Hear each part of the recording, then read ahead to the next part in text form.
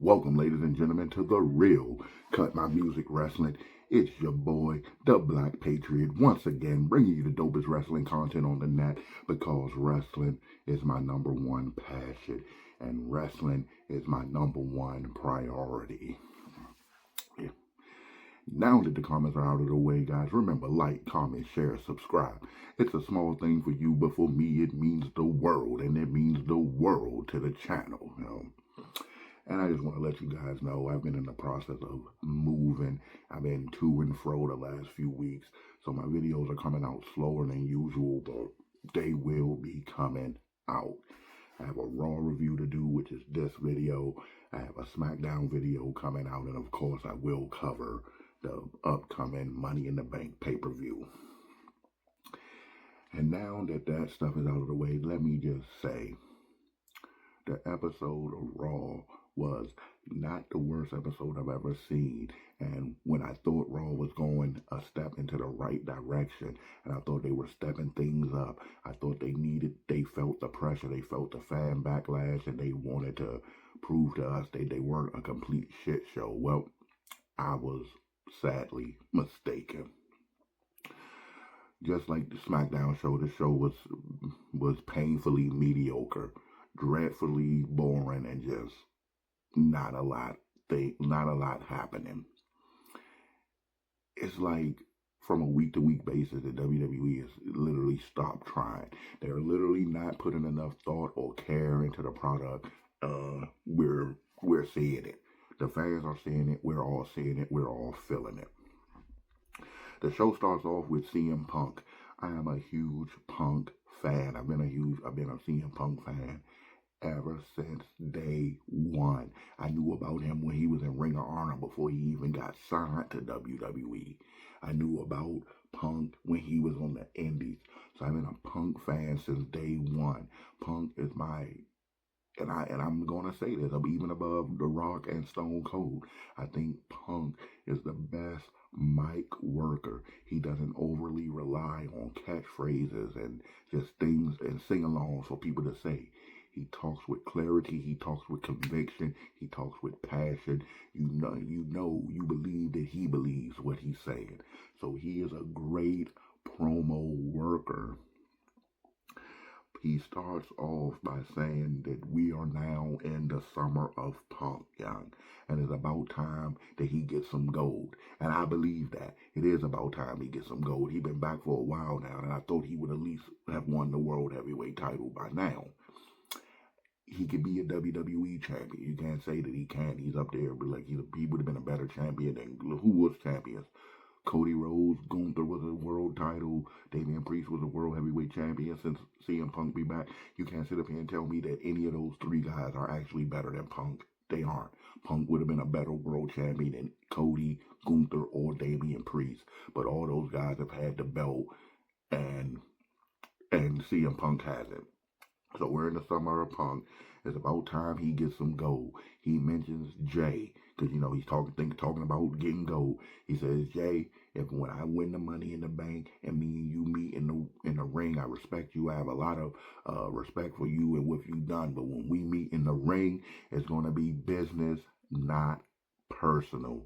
I can dig that. And hopefully Jay can dig that. Because if you're not in the WWE to be a world champion, then what are you there for? Everybody should be thriving to be the world champion. And if I'm coming up and I like you and we're cool, we're friends, whatever, man. But put all that to the side when it comes to this world title. So yeah, business, never personal. Sammy Uso comes out. And this is where the promo just goes off the rail. This is where it goes from mildly entertaining to completely boring. And I don't get it because these two guys are two really good talkers and they should be able to work well together and play off of each other. But Sammy comes out and what happens is, it's not that they're bad on the mic. It's not that their delivery was bad or anything like that. It is the content. What they were saying was boring.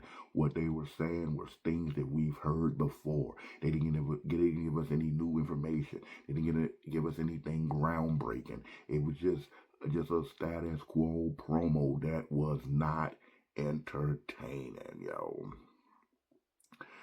Punk did say it was a little personal in his quest for gold when it comes to The Rock, because The Rock is what he calls him, a bald fraud goof.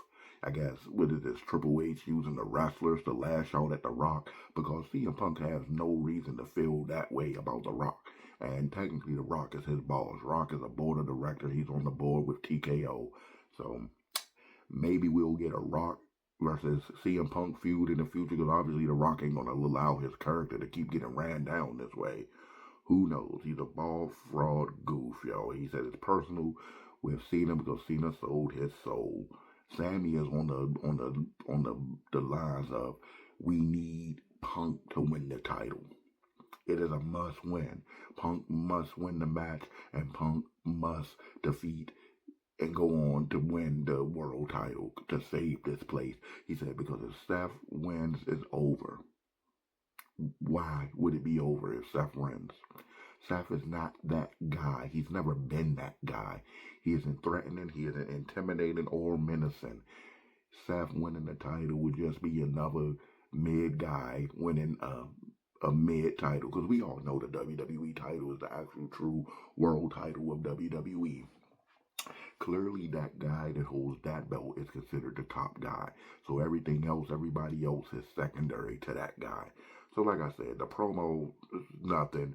Two guys that are usually excellent on the mic just phoning it in. Nothing special. No new information was delivered to us in this promo. It's just what it is. Then we get Liv, Raquel, and Roxanne backstage. Roxanne again offers Liv help in her match tonight. Liv emphatically turns her down. Liv wants nothing to do with Roxanne, and I could see this going. It's going to be a Liv and Roxanne feud. I wouldn't be surprised if something happened and then they end up fighting in Money in the Bank, but emphatically no from Liv to Roxanne for her help. Then Liv is still backstage, and then they see Io Sky. Again, I've said this before, so I'm not going to keep repeating the same things that I've said over and over again, but this one has to stand out because Io Sky is absolutely phenomenal in the ring. They don't call her the genius of the sky for nothing. She is absolutely phenomenal in the ring. And since we thought she was the third wheel going into WrestleMania, everybody knew that either Rhea or Bianca was going to win. We had no idea that Io was going to retain her title. And for all that, she has done nothing since WrestleMania. She barely is on the show. She does not wrestle. She just shows up in the background, brief in backstage segments. That's how much respect you have for your women's world champion. She's not on the show. She's not doing anything. She's just backstage, barely. I can't even call this interaction a promo. What would they? It's nothing. Io deserves better. It's wild how she's the women's world heavyweight champion, but she's taking a backstage to Lyra and Becky is the Intercontinental champion. So Lyra is the Intercontinental champion. So by definition, she is on a tier below Io because Io is the world champion. But that's it. Liv says when she wins, she's gonna cash her title in on Io, and Io is like, that'll never happen. Think again, bitch, because it ain't happening. But we'll see. Because again, WWE is not doing anything with Io. I do not blame Io. She does not book herself. It is Triple H, it is Lee Fitters, it is WWE Creative. They have their women's world champion walking around doing nothing. Just like Tiffany Stratton is the WWE women's champion on SmackDown, and she does nothing. So then the next match is Liv Morgan versus Stephanie Vaquero versus Ivy Now. And come on, you already know that Stephanie Vaquero is going to win this match. As soon as this match was announced, you knew Stephanie Vaquero was going to win this match. She was just the NXT Women's Champion. She was actually the NXT Women's Champion and the NXT North American Champion at the same time. The North American title, the latter, she was never defeated for that title. She vacated it She was never pinned or submitted for that belt, and they hastily took the title off of her after she defended against Jordan Grace and put it on JC Jane. So you knew she was coming to the main roster. She was announced in this triple threat match. You knew she was going to win. There's no way she wasn't going to win. The rocket ship is strapped to her. And it is what it is. Stephanie is amazing. I like Stephanie. I knew about her before she came to WWE. I knew she was good when she wrestled Julia in Stardom. I knew she was good when she wrestled Mercedes Moné in AEW. Her coming to WWE was just, it was always going to happen. And her being fast tracked to the main roster was always going to happen because when she first came into the company, they wanted her to go directly to the main roster. She chose to go to NXT because she wanted to get more acclimated with WWE's style of wrestling. She chose to go to NXT, but she was always supposed to be the main roster. And I wouldn't be surprised if the titles that she won in NXT, somebody probably really wanted to put one of the WWE main titles on her. So it's no surprise that she won this match. And I'm pretty sure it's going to come down to maybe her and Rhea Ripley because it looks like they're leaning Julia towards the United States title, which would be a waste of a Money in the Bank contract to cash it in on a mid-card title. So I don't think Julia is going to win. Keep your eye on Rhea Ripley and Stephanie Bakure. I'm calling it now. It's going to be one of them. Liv, I knew Liv wasn't going to win this match because Liv Morgan does not need the Money in the Bank contract. She's such an established star, such a talented wrestler that she could challenge any woman at any moment. Liv doesn't need to be amped. She doesn't need a prop to, something to prop her up. She is Liv Morgan. She can challenge any woman for the title at any moment. So I knew she's not going to win this match. And Ivy now does not win. It is what it is. The crowd was firmly on Stephanie Bakure's side. So they've been paying attention to NXT. And the match is what you would expect, Liv Morgan is great. She's improved leaps and bounds in the ring. And if Ivy now could just find some personality, she would be great. She has an amazing look, very good, fluid in the ring. You know she can wrestle. She just can't cut a promo. She just doesn't have nothing that the crowd is interested in. I don't want to give up on Ivy now. I think she has something to offer the business. She just needs to find a character that works for her. She needs to get on the mic. She needs to maybe take some acting classes. I don't know. Get with Liv. Get with some of these other girls that are really good. Ivy now has something to offer the business, but she just does not have the charisma or the star power right now. The match is when Liv Morgan catches Stephanie Bakure with Oblivion, and Ivy now pulls her out of the ring and tries to steal the pin. Liv Morgan makes it back into the ring in time to break up the pin off of her own move, and she's tossed out of the ring. Stephanie Bakure hits Ivy now with her finisher for the win. Of course, Liv is not going to get pinned, so I'm glad they didn't pin Liv, but either way, Stephanie was going to win this match. This is the second week in a row, however, that Liv Morgan and Io Sky have had words with each other. So I wouldn't be surprised that if somehow the match, it plays out where Liv Morgan is actually getting a title match, and whoever wins the Money in the Bank, they cash in on that match, Next, you have AJ Styles and Paul Heyman backstage. Paul Heyman is trying to get AJ Styles to stand down, essentially. He tells him, hey man, you see Dominic, he ain't doing nothing with that Intercontinental title. Why don't you go challenge Dominic for the title? Why don't you do that? You don't need the World Heavyweight title. Seth Rollins needs the World Heavyweight title. Obviously, AJ isn't going to stand down. AJ is either pushing 50 or he is 50, but he can still go. I'm not ageist. I don't think just because a wrestler reaches a certain age that they need to retire. You need to retire when you cannot do the job anymore. AJ can do the job. Now, AJ is not going to win the Money in the Bank contract. We all know that. But it's just hilarious that of all the people in the match, Paul Heyman is going to AJ to tell AJ he needs to stand down. Because he knows that if anybody could beat Seth Rollins, it's AJ Styles.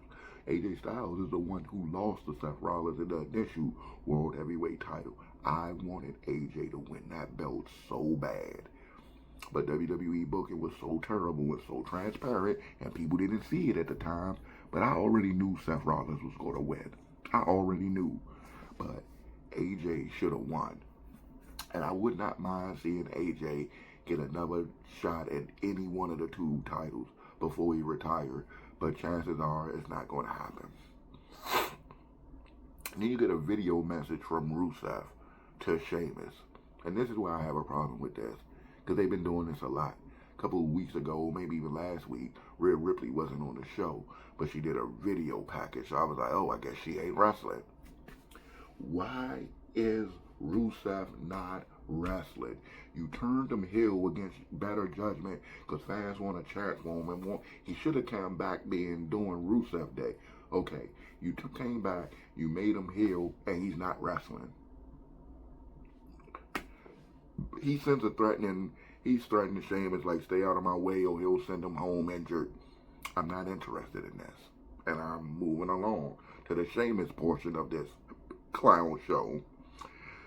Sheamus is backstage with Alpha Academy offering encouraging words.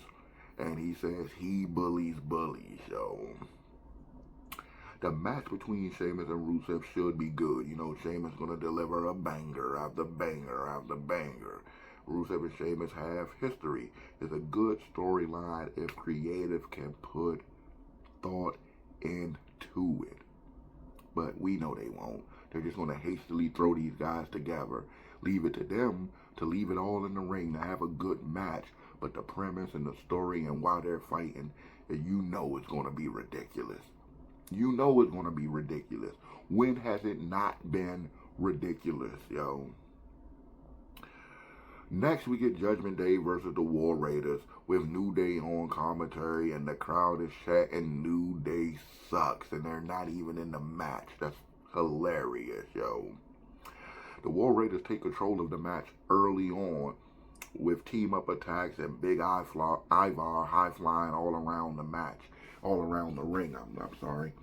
For this guy to be that big and to be able to move the way he does, I actually like Ivar. I'm not a fan of the War Raider tandem, but I actually like Ivar. If the War Raiders were to ever break up and he could change his gimmick, like, I know it's more to him than just the biker or the Viking guy. Like, come on. Think of something else. Ivar has something, man. And then just to illustrate, you know, what I keep saying all the time, these tag teams always just fight each other, but not like they're mixing it up, like the same team fight over and over again. Michael Cole says on the mic that it's at least 5 or 6 times that they previously fought each other, something like that. So this is like the 7th or 6th time they've actually fought, yo. And I'm going to say it needs to stop. WWE needs to put more thought into their tag team. Like, you got your whole tag team division on SmackDown being destroyed by the Wyatt Six, and then but they're do nothing. They're not doing anything. And before this, what did we get all the time? DIY versus Fraxium. Fraxium just started. It was literally DIY versus Motor City Machine Guns versus Pretty Deadly versus Los Gods versus Street Profits, all on a loop. Now you throw in Fraxium. Now you throw in the Wyatt Six. On Raw, you have New Judgment Day that didn't do anything with the tag titles the first time. Then they lost the War Raiders. The War Raiders didn't do anything with it. They were super boring. Now you got New Day, who had that amazing heel turn, and now they're not doing anything. This is the issue with the tag titles. When they want to do storylines like this, or you want to bring up the Wyatt Six, We don't care. And you have made us not care about it. So I don't care that the Wyatt Six is showing up, beating up these jobber tag teams because they are jobbers. Why would I care about a team that always lose? Nobody has any credibility. Nobody has a winning record. You don't do anything with them. Even when the champions win the tag titles, they just meander around and don't do anything. So I don't care, yo. Ivar was on the top rope going for a moonsault. My girl, Roxanne, once again, picture perfect interference. This allowed JD McDonough to grab Ivar by his beard and slam his face into the ring post. Next, Finn Balor hit him with the coup de grace for the win. Roxanne is in the ring with them to celebrate. She deserves it because, you know, another picture perfect distraction. Roxanne is working for the Judgment Day. Then we get a Becky Lynch video package. She goes on. They're showing the history between Becky and Lyra, which is not that much history, but we're gonna go with WWE's narrative that their rivalry. It spans generations. This is a generational rivalry. This is WWE noticing.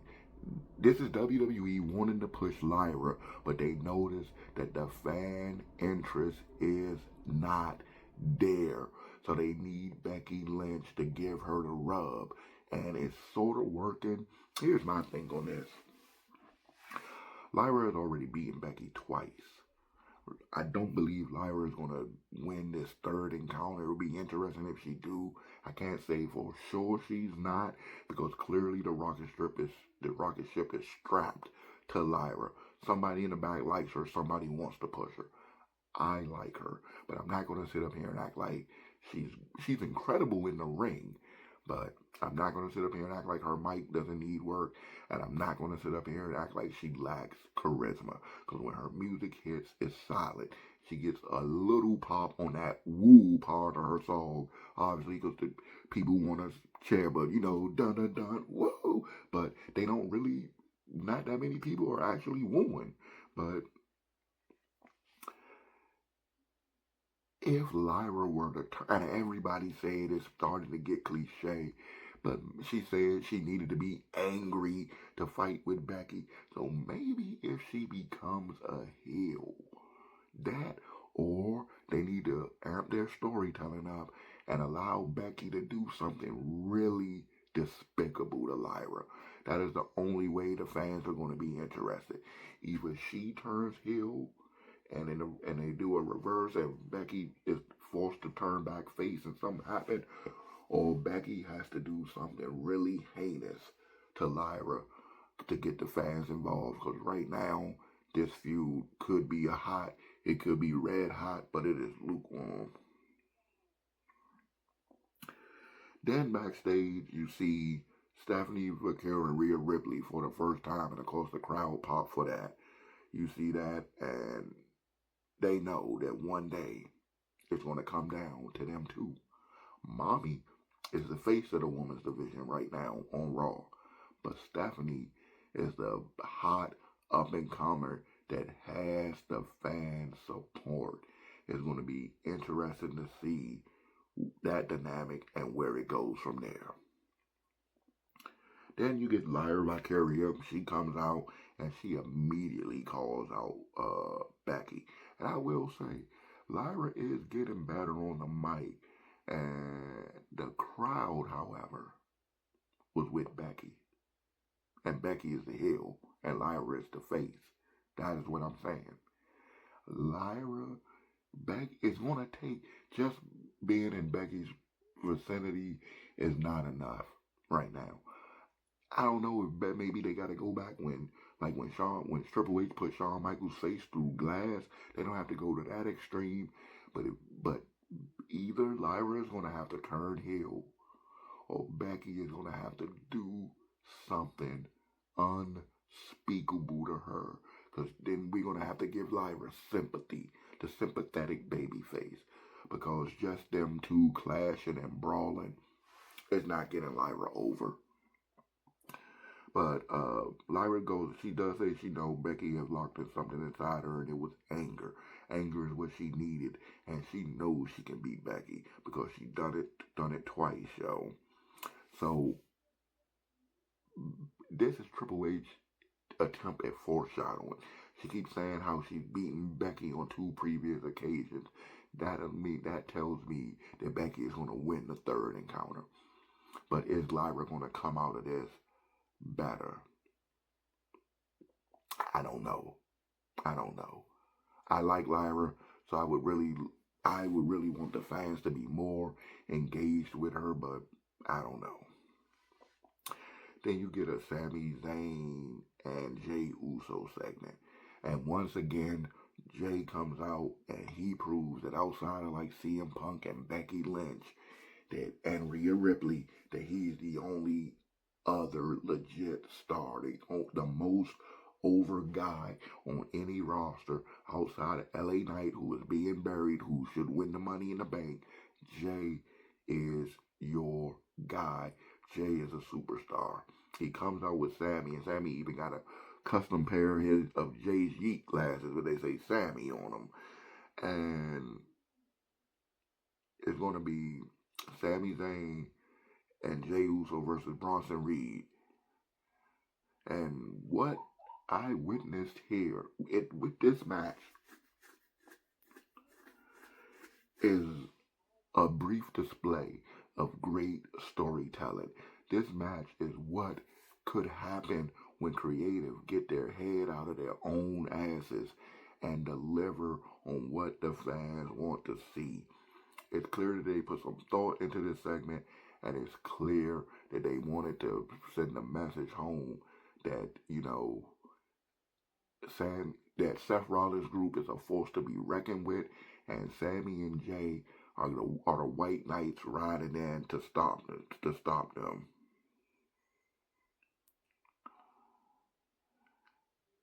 Obviously, the match is going to end in a no contest because Seth Rollins has to come out and get involved in the match. Between the actual ring work in this match is okay.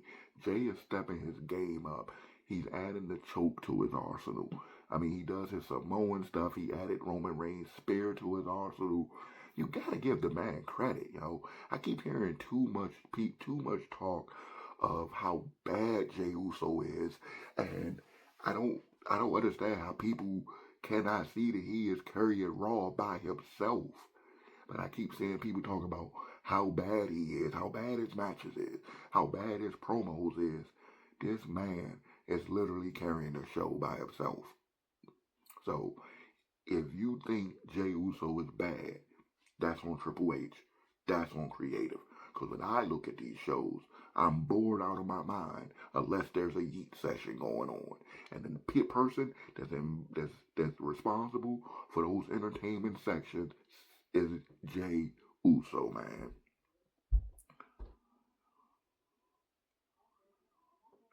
So, like I said, Seth Rollins gets involved in this match. Whole time the crowd knows what's going to happen because we all know what's going to happen. They're chanting for CM Punk. Out comes CM Punk. He's the other White Knight. He comes out and chases them off after. So while they're headed to the back, Seth Rollins tells Braun Breaker, hey man, we got them right where we want them.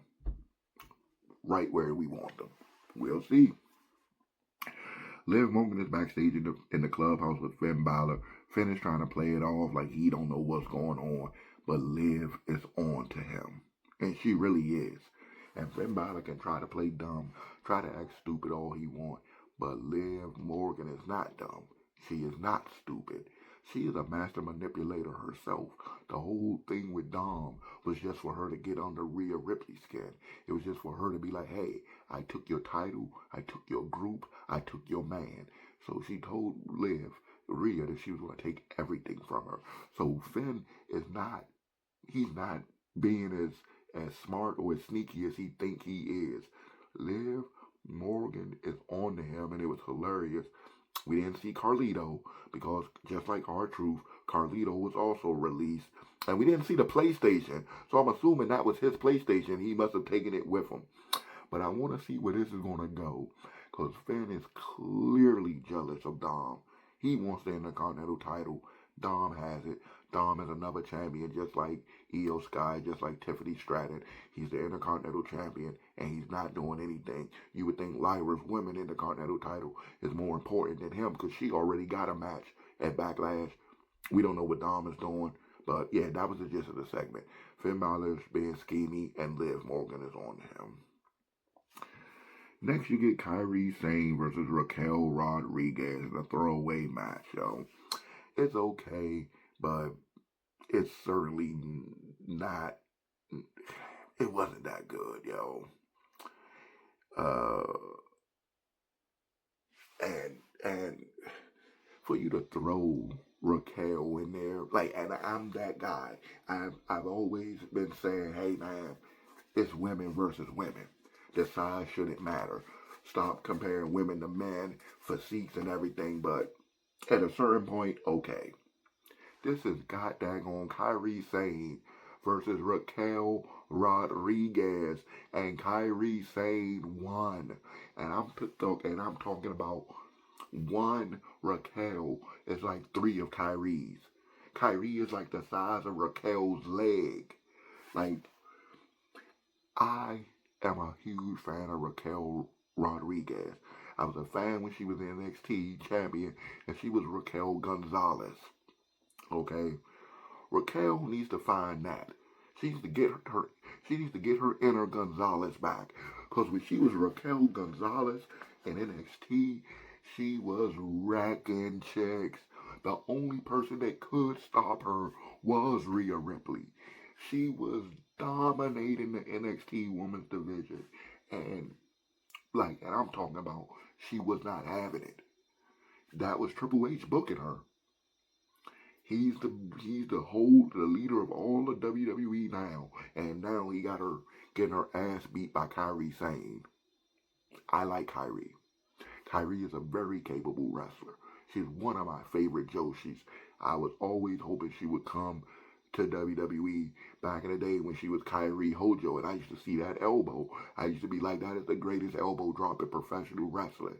But Raquel should have won this match, yo. Like, it's only so far I can suspend my disbelief, yo. And Raquel getting beat by Kairi it just blows my mind. During the match, I would say the interference with, like I say, too many overbooked run-ins. Liv Morgan stayed getting cheap shots in on Kairi, which forced Io to come out to even the odds. Io got a nice pop from the crowd because Io is great. Io is Io Sky. She got a good pop from the crowd, and she actually finally does something. But yeah, Raquel lost.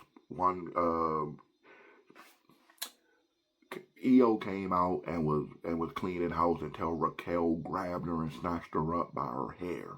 This allowed Kairi time to kick Raquel's face into the post, so they made her look strong by saying, baby, she wouldn't have been in that position if she hadn't took her eye off the ball. She got her head kicked into the ring post. One insane elbow drop later, Raquel was packed up. I still love her though, but she need to find her inner Gonzalez. Then you get Chad Gable versus CM Punk versus AJ Styles. But it's not Chad Gable. It's El Grande Americano, yo. This match could have been better. It started off slow, and the action started to pick up as the show went on, but it was very slow at first. We get CM Punk taking advantage off of an elbow drop. He hit both guys with knees, and then he goes for another, but Grande counters with a suplex and catches AJ with a German suplex. The crowd chants, he's Chad Gable, and the other crowd chants, no, he's not. That was hilarious, and Gable is playing his role to a T, yo. He should be doing Kurt Angle kind of things. Not this, yo. CM Punk catches Gable with the GTS and was going to go for the pinfall and win the match, but of course, Braun Breakers pulls him out. Remember, we got them right where we want him. That Seth Rollins alluded to earlier. Breaker pulls Punk out the ring. This prompts Jey Uso and Sami Zayn to come out. They brawl and they brawl, but eventually the number games is too much for them, yo. In the end, El Grande Americano wins this match, and Seth Rollins and his group comes out and destroys everybody involved, yo. Sammy gets stomped, Seth gets a stomp, Jay gets speared, stomped, and then he's hit with a double tsunami to close the show. What I want to say about this show, and I've been saying it with all my videos, WWE is in a downward spiral. They're grasping at straws. They're just throwing anything at the wall, trying to see what works. But they're doing everything instead of actually listening to the fans, listening to the fan base, and listening to the feedback. Because we will tell you what we want. We will tell you what we want to see.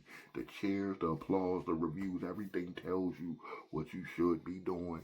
WWE just refuses to do it.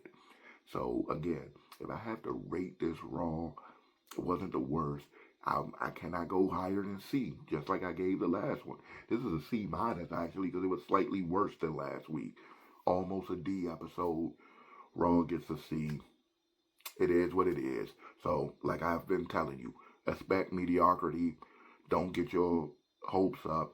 Come into these programs, these shows, these PLEs, not expecting much, and you just might enjoy yourself, guys. This is the Black Patriot. Once again, bring you the dopest wrestling content on the net. I will be here. I will always be here. The voice of the voiceless, the voice in the dark, telling it like it is, unbiased, always truthful commentary.